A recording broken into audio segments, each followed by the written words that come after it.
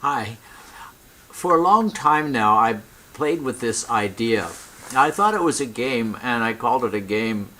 I called it Proximates, and I based it on two words: approximate mate. And I thought of it as a printmaking game, based on printmaking. And the moment that you take a proof, that you pull the proof, there's that moment of combination of surprise and gratefulness and sometimes disappointment, but it's a special moment, and it's a moment unlike any other art form offers a practitioner. Printmakers enjoy these moments and don't give them much thought, but I thought about it and I realized that all around the world people are experiencing these moments of pulling proofs.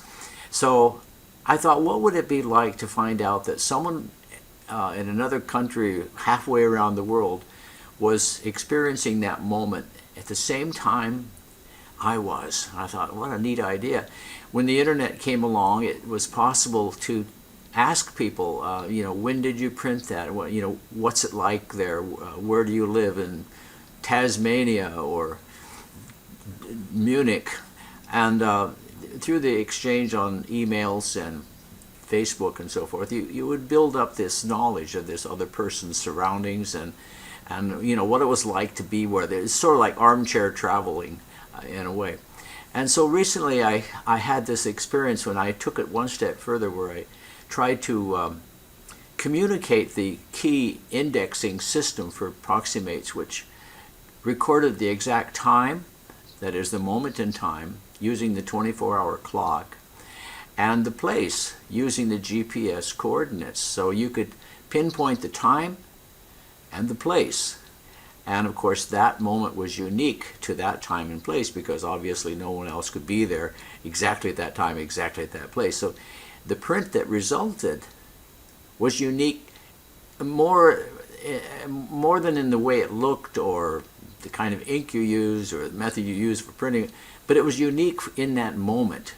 And so instead of numbering prints in an addition, for example, of 1 to 10 or 1 to 400, each print was designated with this moment number, its time and place of the moment that it was made. And to me that took on more significance, partly because with that index I could then reach out to people around the world and say, what were you doing at this moment? Were you pulling a proof like me?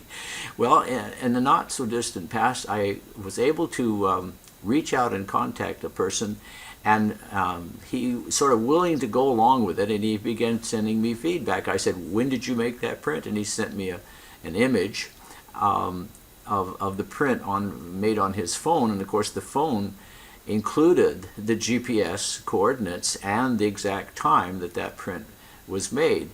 And so I thought I'd make this little video and see if I could communicate that. The nice thing is now that I can sort of switch around between this program, which is an on-screen recording I'm making with Camtasia, and I can zip over to another window. Let me see now. Here's the image that he sent me, and of course he didn't intend for me to reproduce this image, so I had to put it in Photoshop and rotate it and sharpen it and so forth. And then at the bottom you can see the number that I recorded is the year 2020, the month is March 14th at 15:30. That's 3:30, 15:30 on the 24-hour clock time.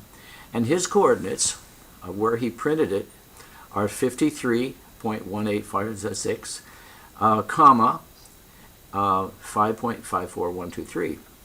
So by putting those numbers into Google Map or some program that gives me the coordinates, I can locate that.